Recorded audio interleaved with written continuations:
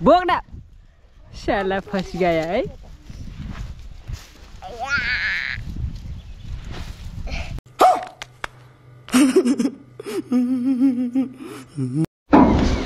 यो मेसिन चलाउने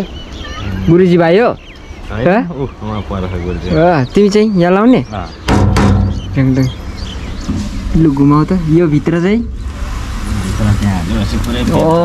त्यसका चाहिँ तोरी पेल्ने तेल निस्किन्छ कि गेडा निस्किन्छ यहाँ तोरीको गेडा निकाल्ने यो गेडा चेप्टाउने फेरि अर्कै ठाउँ लानुपर्छ यहाँ तोरी त्यो पेल्ने तोरीको गेडा निकाल्ने तोरीको गेडा चेप्ने चाहिँ फेरि अन्त ठाउँ लानुपर्छ यो यहाँ पेलेपछि तोरी निस्किन्छ तोरीको गेडा निस्केपछि अन्त ठाउँ त्यसको गेडा पेल्नुपर्छ त्यो गेडा पेलेपछि तेल निस्किन्छ स्याला होइन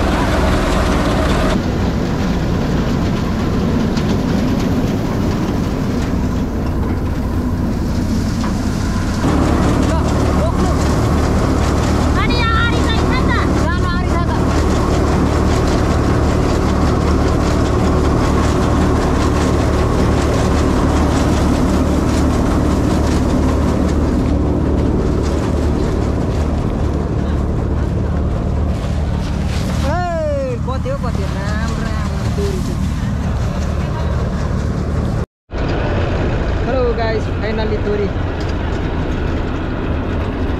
त्यसको गेडा गुडुक जाने मस्काइसक्यो होइन गेडा निकाल्यो अब गेडा पेस्ट निकाल्यो हो त्यसै गेडा चेप्टो निकाल्यो होइन अब यो चाहिँ सक्यो है ल धन्यवाद भाइ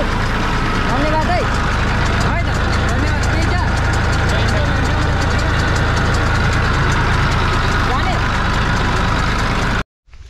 हेलो फाइनली गाइस अब चाहिँ हाम्रो तोरी क्लियर अब यसको तेल निकाल्ने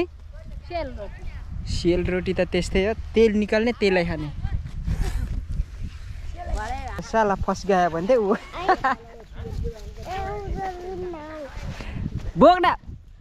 साला फस गयो है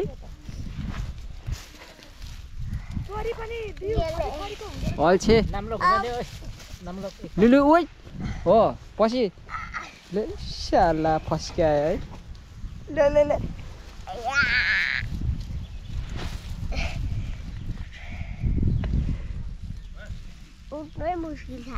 उठ्नै मुस्किल छ भात यो भन्दा ठुलो हान्छ जस्तो थालमा हाने कुद्ला फेरि फर्की यता यता आइज कुदेर छिटो कुदेर कुदेर कुदेर हो म लाउरे हुने हो भने साला फस गयो अझ साला फस गयो है भारी भए मलाई चाहिँ होला पाइ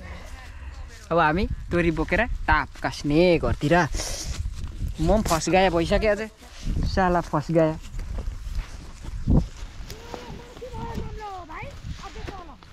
हुन्छ ल ल यो मान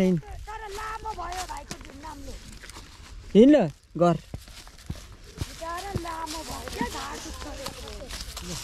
पहाड जाँदाखेरि मामाले सोधेन तिम्रो साइकल चलाउँदैछस् भनेन यो खोला तार्नु पर्यो नि होइन सुरल सुल्कै बोकाउन बोकाउनु बोकाउनु न बोकाउनु न यहाँ कस्तो लडाउँछ हो नि 7 वर्षसम्म खाएको हो नि कुद छुम्लुङ छुम्लुङ यसरी लाउर लाग्नु पऱ्यो न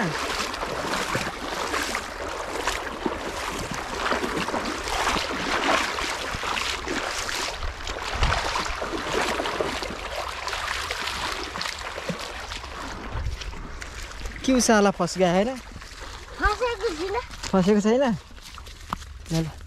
अलिक माथि बोक है